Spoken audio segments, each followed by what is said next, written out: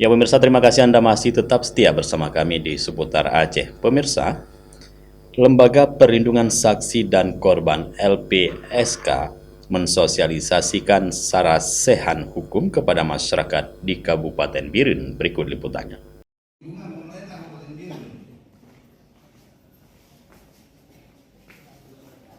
Kegiatan sarasehan hukum itu dirangkai dengan dialog yang dipandu oleh moderator Dr. Muhammad Ramdan, SHMSI, Kepala Biro Penelaahan Permohonan LPSK, serta menghadirkan narasumber anggota Komisi 3 DPR RI Muhammad Nasir Jamil MSI dan Wakil Ketua LPSK Susila Ning Tias SHMH.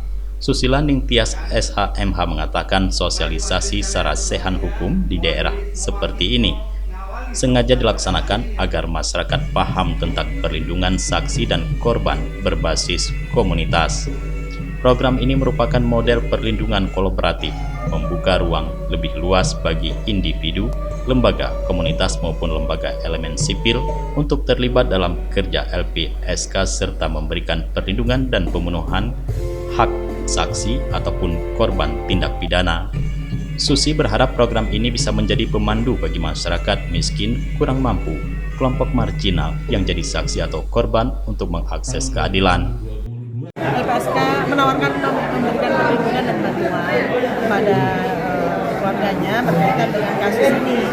Kami sudah sampaikan, tapi memang tidak bertemu secara langsung dengan ibunya, tapi keluarganya yang lain, karena ibunya kan sedang di Jakarta.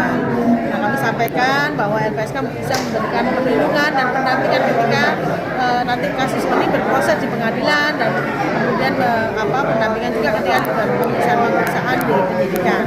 Nah, selain itu LPSK juga sampaikan bahwa korban itu berhak untuk mendapatkan bantuan, ya, salah satunya adalah bantuan psikologis misalnya kalau memang ada trauma. Terus juga sampaikan bahwa mereka punya hak untuk mendapatkan restitusi ganti kerugian yang dibayarkan oleh pelaku melalui putusan pengadilan. Dan itu yang kami sampaikan kepada keluarga korban. Sementara itu, anggota DPR RI M. Nasir Jamil mengatakan keberadaan saksi dan korban perlu mendapatkan perlindungan hukum di masyarakat agar terhindar dari upaya intimidasi dan juga ancaman oleh pihak yang tidak bertanggung jawab. Ia berharap masyarakat membantu LPSK dan bergabung bersama LPSK sebagai relawan untuk memberikan perlindungan melalui program perlindungan saksi dan korban berbasis komunitas. Semoga kegiatan ini bisa diterima oleh masyarakat agar saksi dapat mengungkap kebenaran.